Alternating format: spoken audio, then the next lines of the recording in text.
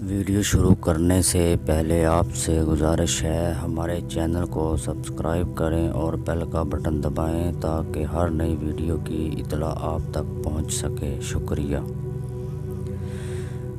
मैं बर्फ़ों से भरी चोटी पहाड़ों की, मेरे अंदर ख़जाना है, मेरे पहलू में वो दिल है जिसमें खामोशी ओढ़े हुए पूरा ज़माना है। मेरी आँखों से रोशन है कि जो कुछ मैंने हाल अपना बताना है, वसाल महर होने तक, मेरे आंसू परोने तक। हमें खुद को बचाना है, बुलंदी तक उठाना है, फिर उसके बाद होना है जो होना है।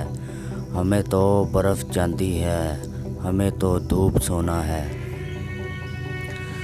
उतरना है समुंदर भी मेरी छाती से आखिर को, अभी पानी पे नशा है, वो जब चाहेगा चुपके से बना लेगा कोई रास्ता।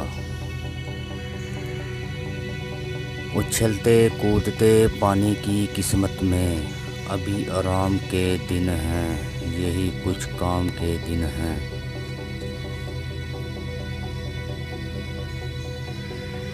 अभी सूरज निकलने दो, फिर उसके बाद बैठेंगे, उस पानी से खेलेंगे।